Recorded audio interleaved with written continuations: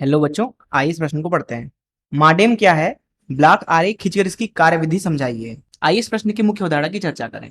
जब पुराने समय में बिना तार के संचार संभव हो गया, तो हम एक एंटीना से दूसरे एंटीना को किसी प्रेषक द्वारा किसी श्रोता को संकेत को विद्युत चुंबकीय तरंगों के रूप में सीधे ही हम प्रेषित करते थे। किंतु इस संकेत में बहुत सारी गड़बड़ियां शुरू होने लगी। जब हमारे संकेत की जो आवृत्ति होती थी वह कम होती थी, ऐसी स्थितियों में जो श्रोता था उसको प्रेषक द्वारा भेजी गई सही सही संकेत नहीं मिल पाती थी। आवृत्ति कम होने की वजह से जो संकेत होता था वो कमजोर होता था, जिसकी वजह से ये ज्यादा दूरी तक नहीं जा सकता था। साथ ही साथ ऐसी भी समस्या आने लगी, जैसे मान लीजिए कि अब की कोई एक टावर है अर्थात एंटीना है, उससे केवल एक ही प्रेषक थोड़ी संकेत भेजेगा। हो सकता है उससे बहुत सारे प्रेषक अपने संकेत भेज रहे हो। तो होता यह था कि जब आवृत्ति कम होती थी तो दो संकेत आपस में मिल जाया करते थे। उसकी वजह से जो प्रेषक था उसके द्वारा भेजा गया संकेत पूरी तरह से बदल जाता था और श्रोता को गलत संकेत मिलता था। तो इस तरह की समस्याओं का छुटकारा पाने के लिए हमने एक प्रक्रिया का आविष्कार किया जो कि कहलाता है मॉड्यूलेशन।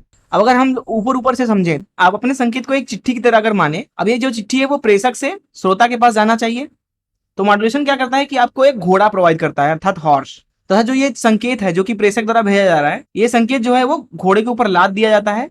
अब जो ये लादने का काम करता है, दरअसल यही काम माडेम करता है, अर्थात ये आपके संकेत को घोड़े के ऊपर लाद देगा और फिर घोड़ा जो है वो आपका संकेत श्रोता के पास पहुंचा देगा आसानी से। अब आपको समझ में आ रहा होगा कि जो ये घोड़ा है ये श्रोता के पास थोड़ी पहुंचना चाहिए, श्रोता के पास तो आपकी चिट्ठी पहुंचनी चाहिए ना। तो जो चिट्ठी होती है उसको घोड़े के ऊपर से उतारना भी तो होगा, तो वो उतारने का काम भी माडेम करता है। तो इस मुख्य अवधारणा का इस्तेमाल करके इस प्रश्न को हल करें। तो जैसा कि मैंने आपको बताया कि हमारा संकेत जो है वो प्रेषक से श्रोता की तरफ आसानी से पहुंचना चाहिए।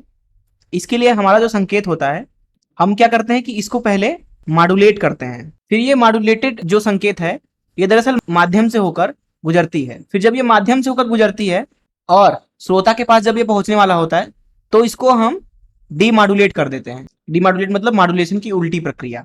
फिर जो ये आपका संकेत है ये श्रोता को पहुंच जाता है। यहाँ पे आपका प्रेषक है और यहाँ पे आपका श्रोता।